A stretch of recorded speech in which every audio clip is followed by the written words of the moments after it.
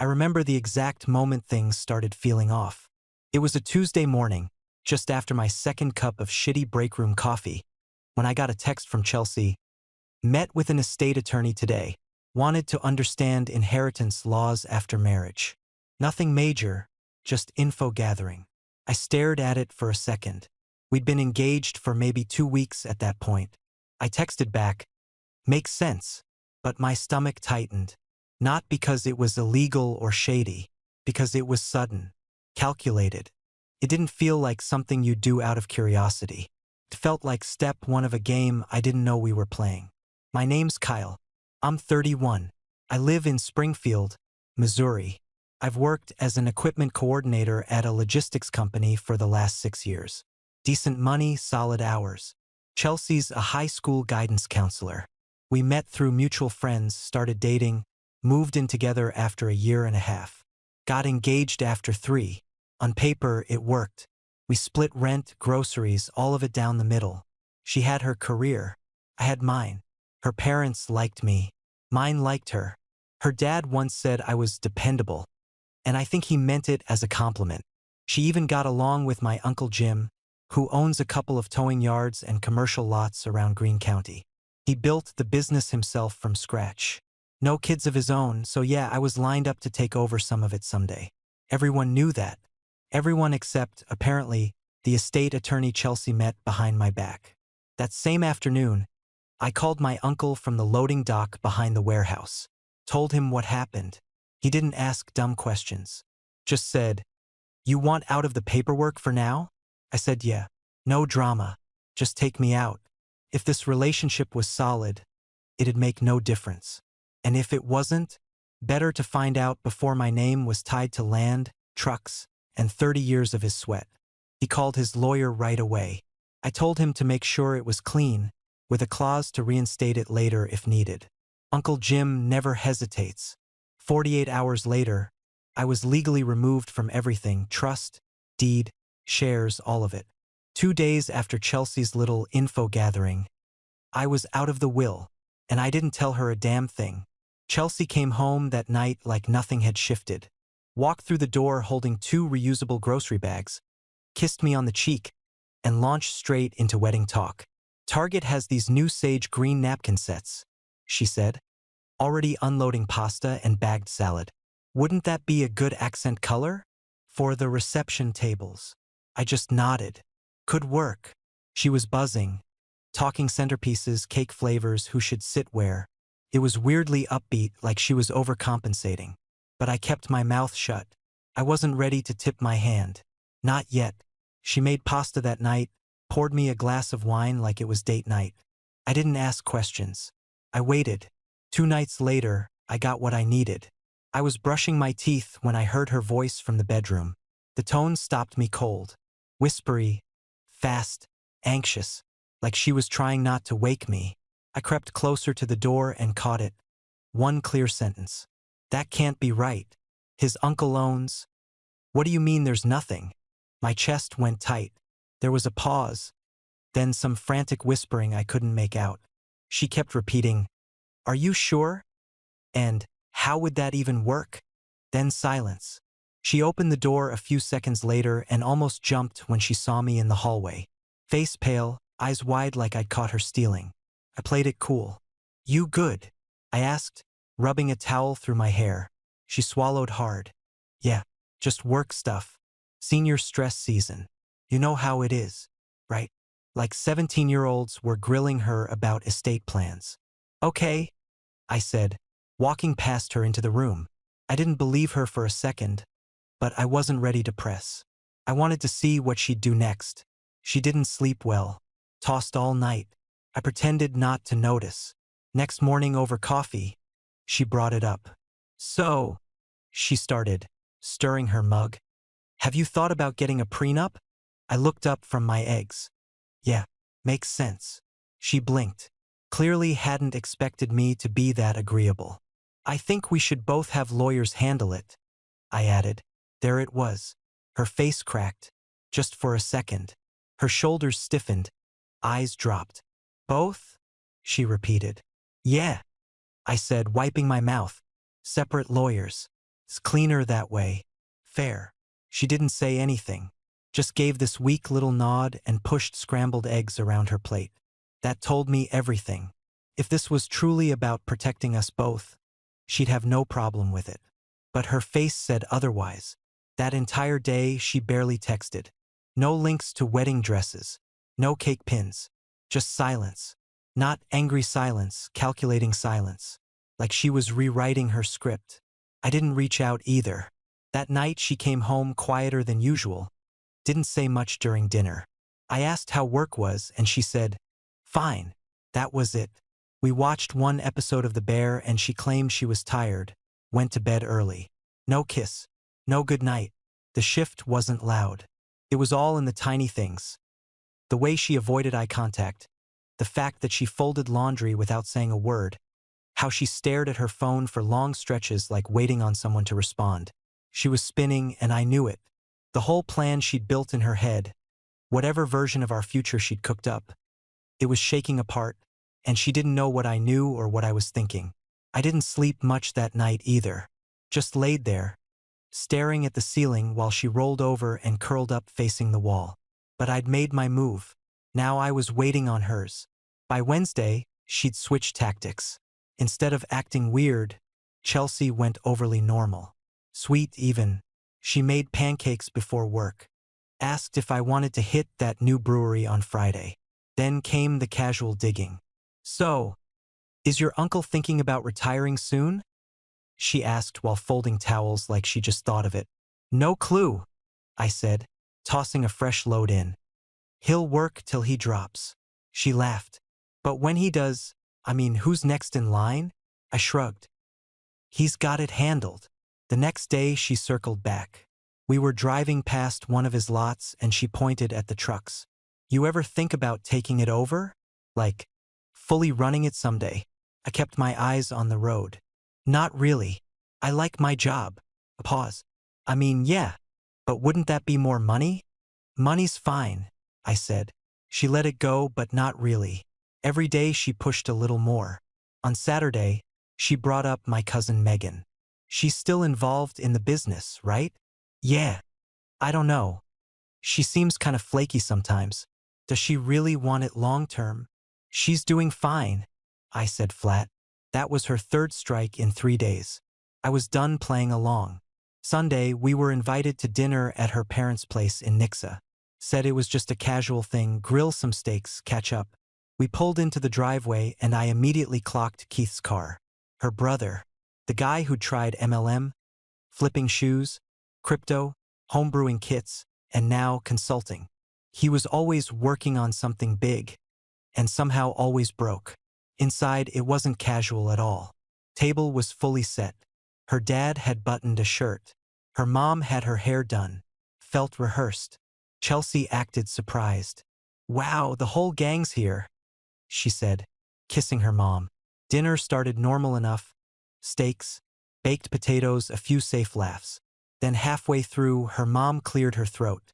"So, we wanted to talk about the wedding budget," she said, smiling too hard.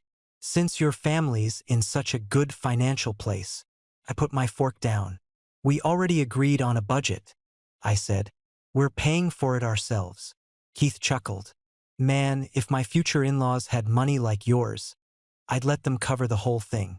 No shame in that." I didn't look at him. I looked straight at Chelsea.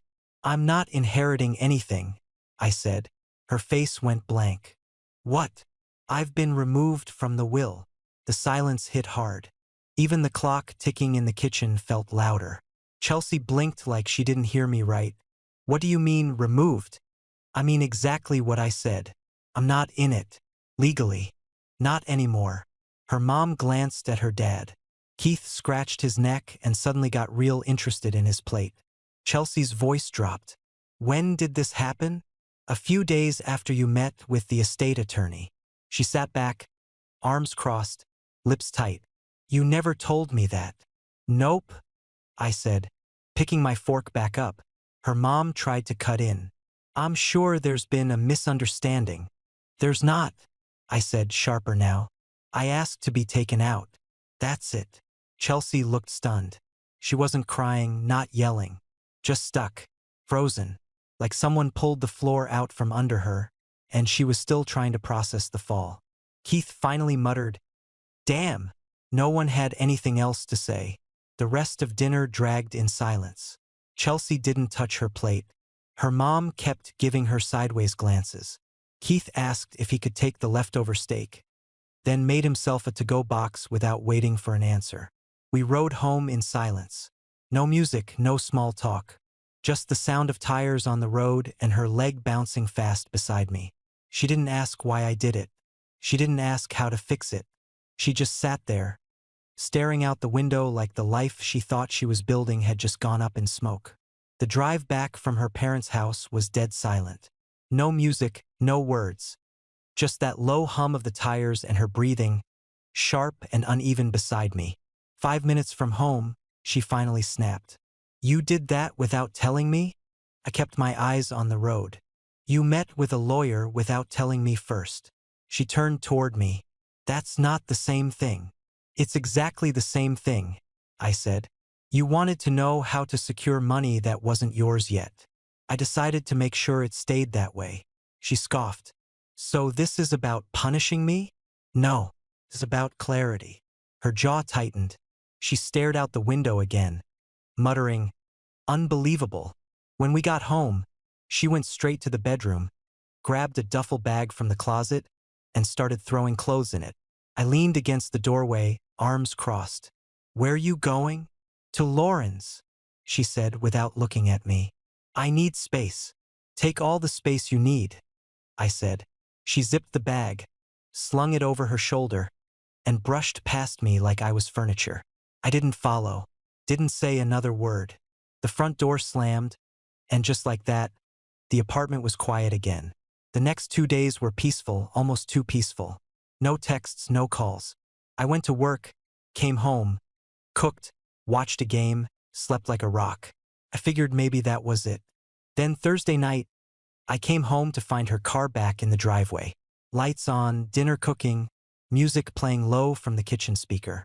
She looked up when I walked in. "Hey," she said softly, like nothing ever happened. "Hey, I made chicken piccata. You hungry?" I hung my jacket and nodded. "Sure." She smiled, small, careful, and went back to the stove. She'd even opened a bottle of wine. Everything about her tone and movement felt rehearsed. During dinner, she kept reaching across the table, touching my hand, telling stories from work. It was too much. Every line sounded like a test. After we ate, she came over, wrapped her arms around my waist, and whispered, "I missed you." I didn't say it back. "I've been thinking," she continued, "and you were right, about the prenup. We should both have lawyers." That threw me off a little. "You sure?" She nodded fast. "Yeah, it's fair. I want things to be fair between us." For a moment, I almost believed her. Then she added, "And maybe, once everything settles, you could talk to your uncle? About getting back in the will." There it was, the hit I'd been waiting for. I stepped back. "Why would I do that?" She blinked, surprised. "Well, because it's your family. You shouldn't throw that away over a misunderstanding." "Misunderstanding?" I asked. "You met with an estate lawyer before we were even engaged." Her voice dropped, shaky but defensive. "I was just being responsible." "No," I said flat. "You were being strategic." Her eyes filled fast, like she thought tears might fix it. "Kyle, come on. I love you. I don't want us to struggle." "We're not struggling," I said. "You just realized there's nothing to gain." She shook her head. "That's not fair." "What's not fair," I said, "is pretending this was ever about me." She tried to grab my hand again, but I stepped away. I could see it in her eyes, panic mixed with calculation. She wasn't sad I'd cut her off for money. She was scared she'd lost control. The rest of the night, she hovered, cleaning dishes that were already clean, folding a blanket 3 times. I watched quietly, letting the truth sit there between us. Around 10, she mumbled something about needing a shower. The bathroom door closed, and I finally let out the breath I'd been holding all night. I knew then this thing wasn't about love. It never had been.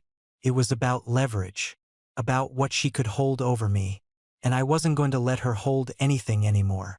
Thursday night, she was in the shower, humming along to that same country playlist she always used when she wanted the apartment to feel normal. I was sitting on the couch scrolling through my phone when her laptop dinged next to me. I wasn't snooping. It just lit up, loud enough to catch my eye. Facebook Messenger. The name on the message made my stomach turn. Keith. Her brother. The preview showed just enough to make my chest go hot. Try the guilt trip. If that doesn't work, push the wedding back until the will's back. I stared at it for a full 5 seconds, making sure I wasn't seeing things. Then I snapped a photo with my phone, every instinct in me buzzing. That was it. No more guessing. No more pretending maybe I was overreacting. I didn't touch the laptop, just set it back the way it was and walked to the bedroom. The water was still running, her voice still singing like she didn't have a clue her game was over. I sat on the edge of the bed for a minute, staring at the carpet, trying to decide how I wanted to end this. Calm or loud? I chose calm. When she came out, towel around her hair, steam following her into the room, she smiled like nothing had changed. Hey, I was thinking we could. I'm heading to my uncle's for the weekend. I cut in. Her smile dropped. What? Why? Need to clear my head. She stepped closer, eyes narrowing. What's going on, Kyle? Nothing you don't already know, I said. Her tone sharpened. What does that mean? I stood, started pulling a duffel from the closet. I'm not sure I want to marry someone who treats me like a scratch-off ticket. She froze. Color drained from her face like I just slapped her. Excuse me? You heard me. She shook her head fast, defensive tears already pooling. That's not fair. You're twisting everything.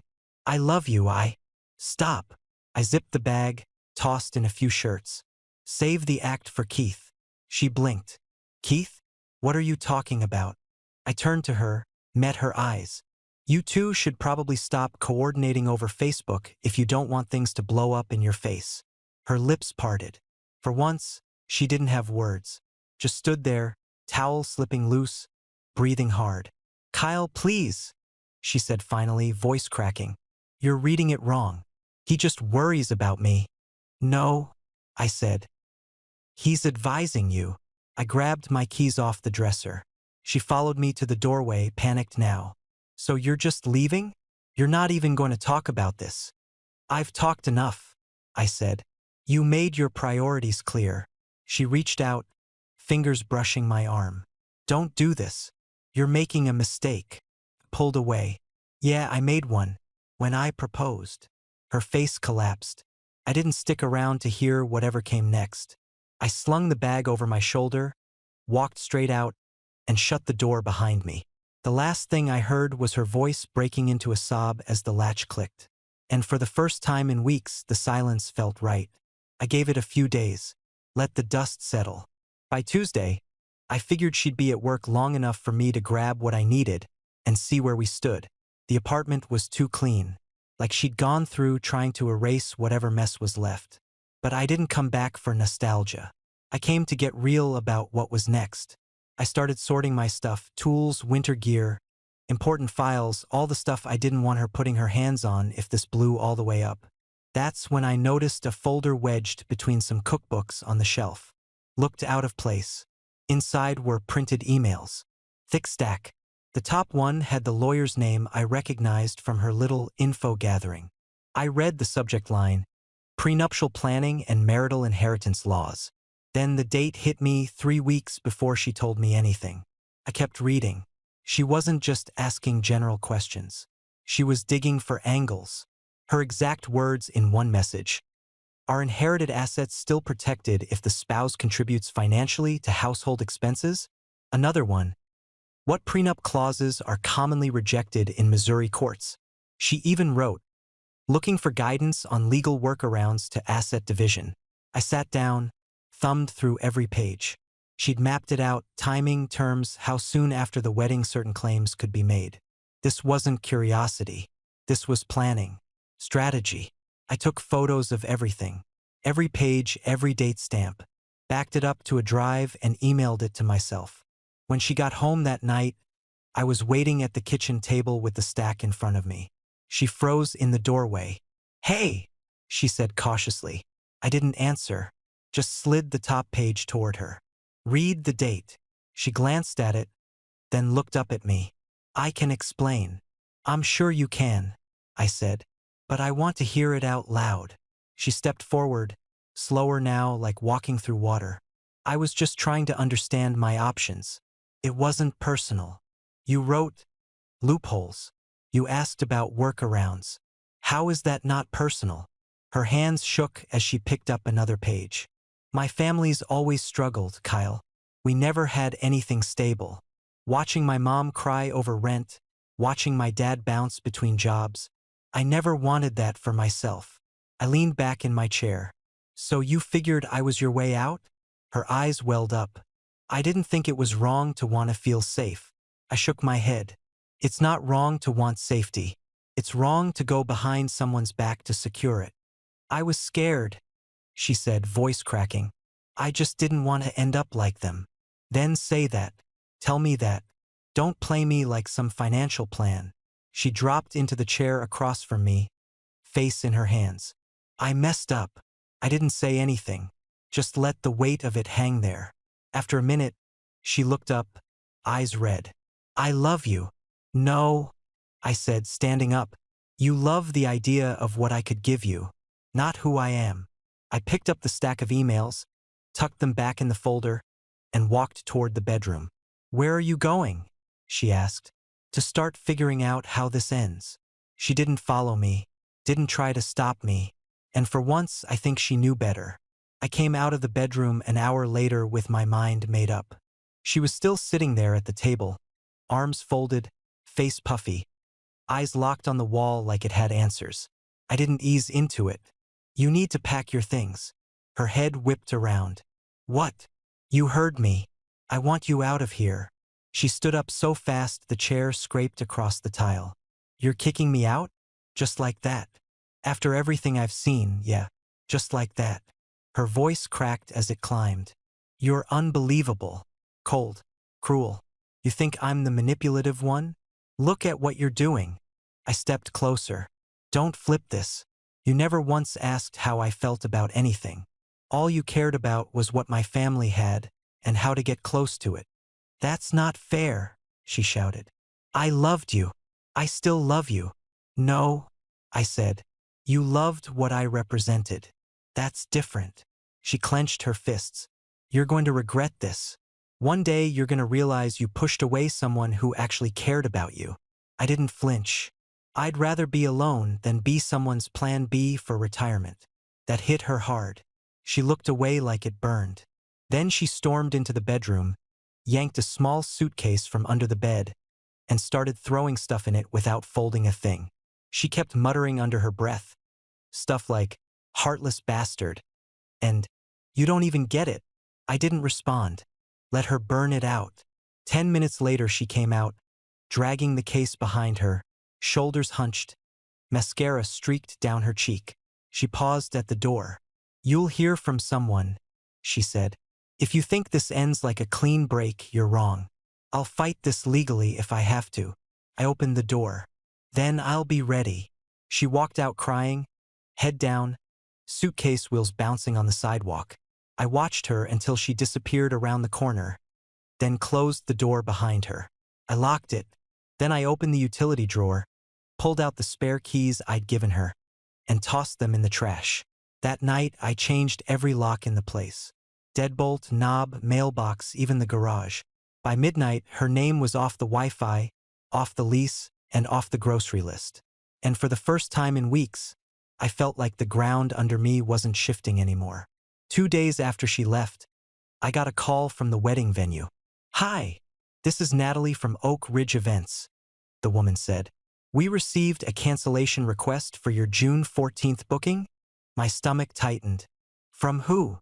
"A Chelsea Martin." I took a breath. "Don't cancel anything.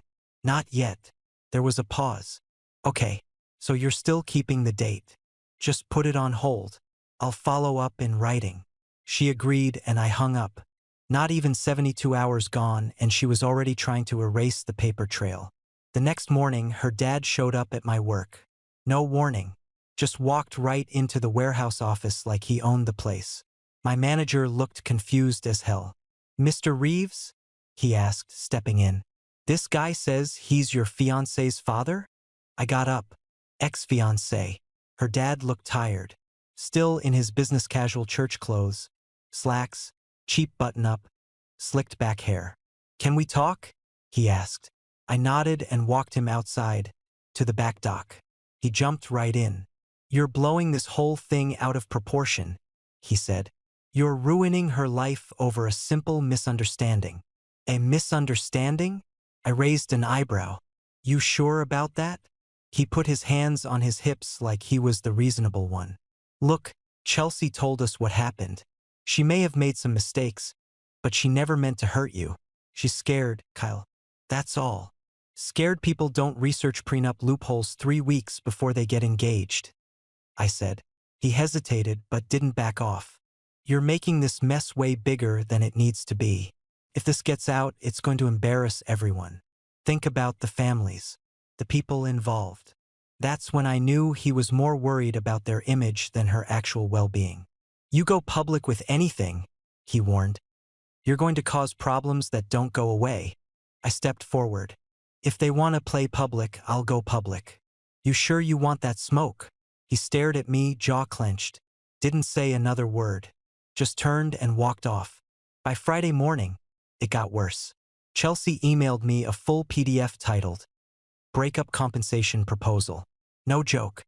She wanted the engagement ring back or the cash value, half the wedding deposits, a refund for the emotional labor she invested, shared living expenses since we'd been engaged, emotional damages for being misled about my inheritance. It was so ridiculous I had to read it twice. I forwarded it to my cousin Megan, who's a practicing attorney in St. Louis. She called me 10 minutes later, laughing. "This is a joke," she said. "There's not a single enforceable demand here." "Still," I said, "I don't want to take chances." "Then keep documenting everything," she said. "And don't delete a thing." That afternoon, I backed up all our texts, copied every email, printed screenshots of her messages to the lawyer, Keith's Facebook chat, and the prenup research folder. I wasn't angry anymore, just locked in, focused, because it was clear now this wasn't just about a broken engagement. It was a full-on attempt to flip the story and cash out. And I wasn't about to let that happen. By Saturday morning, I knew she was going to try something dumb. I just didn't expect it to be this dumb. My phone buzzed nonstop, screenshots, messages, notifications. Chelsea had gone nuclear on Facebook. Her post was long, way too long. The kind of rant you write while crying and hitting post without proofreading.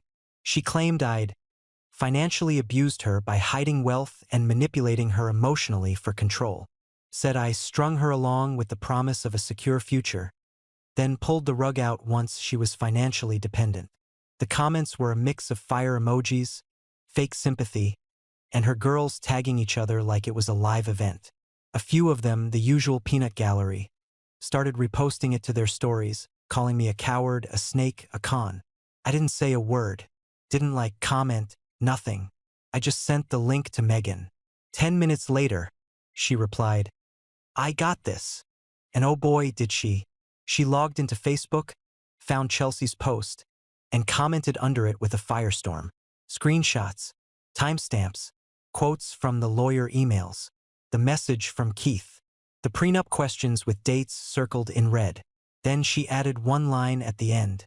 "If you plan to rob a family, don't cry when they change the locks." I nearly dropped my phone laughing. The comments turned immediately.